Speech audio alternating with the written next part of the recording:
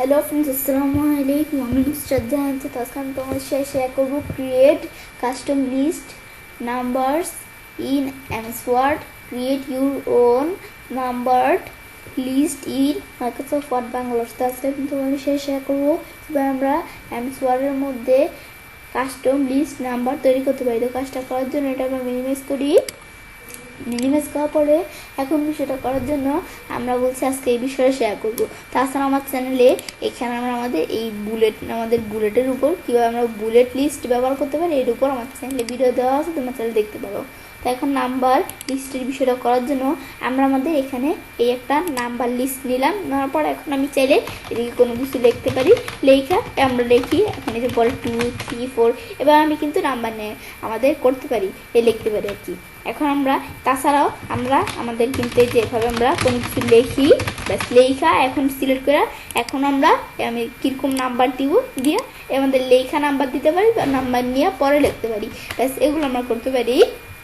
এখন করার পরে এখন আমরা কী করবো, এভাবে যখন বিষয়টা করলাম এখন আমরা আমাদের বলছি কাস্টমভাবে কীভাবে আমরা আমাদের নাম্বার লিস্টের বিষয়টা করতে হয় সেটা দেখবো।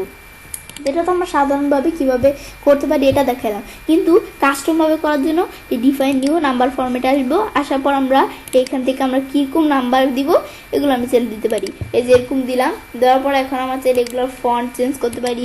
এ দেখো আমাদের চাইলে বিভিন্ন ফন্ট দেওয়া আছে, এরিয়াল ব্ল্যাক দিলে এরকম আমরা চাইলে এগুলো দিতে পারি। নিজেদের মতো বোল্ড করতে পারি, রেগুলার করতে পারি, বোল্ড ইটালি করতে পারি, এগুলো আমরা নিজেদের মতো করতে পারি। আমি যদি এধারও সাইজ বাড়াইতে চাই তাহলে এধারও আমাদের সাইজ বাড়াইতে পারি।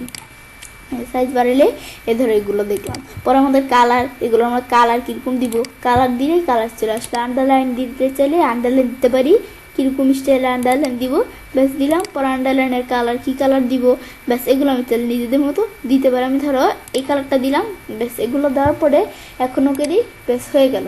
এভাবে কিন্তু বিষয়টা দেখছি কীভাবে হবে, এই আমাদের দেখাই যাচ্ছে প্রিভিউতে। পরে আমাদের পরে আমরা ধরো এদিকে আমাদের দেখাচ্ছে প্রিভিউতে আমরা কোনো কিছু লিখলে দেখায়। এখন আমি ধরো লিখলাম কি আমাদের এখান থেকে আমি দেখলাম আমাদের ক্লাস, ধরো ক্লাস 1 এরকম থাকবে ব্যাস। এভাবে থাকার পরে এখন এই যে প্রিভিউতে দেখাচ্ছে ক্লাস 1, 2, 3 এরকম করে আসবে। এখন ওকে দিই দেখো ক্লাস 1 এভাবে চলে আসছে। এখন আমি চাইলে এদিকে কোনো কিছু লিখতে পারি। আবার আমাদের এন্টার দিলে ক্লাস 2, এন্টার দিলে ক্লাস 3, 4, 5 এগুলো আমি নিজেদের মতো লিখে দিতে পারি। ব্যাস এগুলো করলাম। এখন আমি ধরো এগুলো আমরা কী করে দিলাম। এখন আমি যদি কোনো কিছু লিখি ধরো লিখলাম এখন খুব প্রয়োজন পড়তেছে সিলেক্ট করে এদিকে আমরা আসবো এই বুলেটের মধ্যে, এখানে ক্লিক করলে কিন্তু চলে আসে। তাছাড়া এই যে এদিকে ক্লিক করলে এখানে এই যে ক্লাস 1, 2, 3 যেগুলো করছি এগুলা এখানে রিসেট আমাদের নাম্বার ফরম্যাটস এদিকে কিন্তু দেখাচ্ছে আমরা যেগুলো রিসেন্টলিভাবে ইউজ করছি। এটা ডকুমেন্ট নাম্বার ফরম্যাটস আর এগুলো হচ্ছে লাইব্রেরি। ব্যাস এগুলো আমরা চাইলে নিজেদের মতো করতে পারি।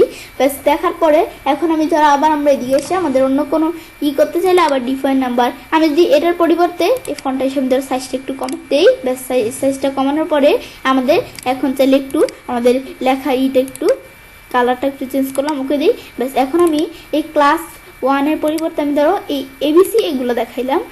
দেখানোর পরে ক্লাস A এটা আমরা না দিয়ে আমি ধরো লিখলাম এগুলো আমরা ধরো ক্লাস A রাখলাম, ওকে দিই বেশ ক্লাস A এটা চলে আসলো। এখন আমরা লিখবো কি এদের আমরা লিখতে পারি চাইলে আমরা লিখি লেখা হয়। আবার এন্টার দিয়ে ক্লাস B এখন আমি কি লিখবো ব্যাস লিখতে পারি। আবার এন্টার দিয়ে ক্লাস C এখন তোমার ক্লাস C এর মধ্যে আবার আসবে ক্লাস D এগুলো দিয়ে তোমরা লিখতে পারো। মানে ABC দিয়ে আমরা লিখতে পারি বা এটা আবার দিয়েও লিখতে পারি। না আমাদের যা দিয়ে মন চায় আমরা তা দিয়ে লিখতে পারি। এবং আমরা যখন বিষয়গুলো করলাম করার পর এখন আমি ডিলিট করলাম। করার পর আমাদের মন চাচ্ছে আমরা এখানে কোনো লেখা লিখলাম, লেখার পর আমার মন চাচ্ছে সেই আমাদের বুলেট নাম্বারিং আমাদের মানে এখানে নাম্বার লিস্টটা আমাদের কি করব এদিকে আমাদের এখানে এই লেখাগুলোর মধ্যে নিয়ে আসবো। তো নাম্বার লিস্টের লেখাগুলোর মধ্যে নিয়ে আসার জন্য কন্ট্রোল A দিয়ে সিলেক্ট করা আমি এখানে ক্লিক করি। ক্লিক করলে এই যে ক্লাস A, ক্লাস BC এই যেগুলো কিন্তু চলে আসলো। ব্যাস এরকমভাবে আমরা বিষয়গুলো করতে পারি। ব্যাস, এই বিষয়গুলো আমরা যখন দেখলাম, দেখার পরে এখন আমরা আমাদের এদিকে আসার পরে এগুলো পরে এখন আমি যদি এগুলো আমাদের ডিলিট করে দিতে চাই, তা আমি কোনোটা ডিলিট করার জন্য মাউসের ডান বাটনে ক্লিক করে রিমুভ দিলাম, রিমুভ হয়ে গেল। এখন কিন্তু এদিকে আর নাই। এখন এই যে আমাদের এখানে আমাদের ডকুমেন্ট ফরম্যাটের মধ্যে এবং যেগুলো ইউজ করছি এখানে আছে।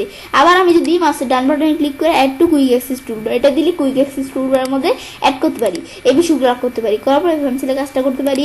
এবার আমরা খুব সহজেই আমাদের এমএস ওয়ার্ডের মধ্যে কাস্টম লিস্ট নাম্বার তৈরি করতে পারি। ফ্রেন্ডস, আমার আজকে এই ভিডিও তোমাদের ভালো লেগে থাকে, তোমার চ্যানেলটি সাবস্ক্রাইব, লাইক করুন, সবার সাথে শেয়ার করবেন।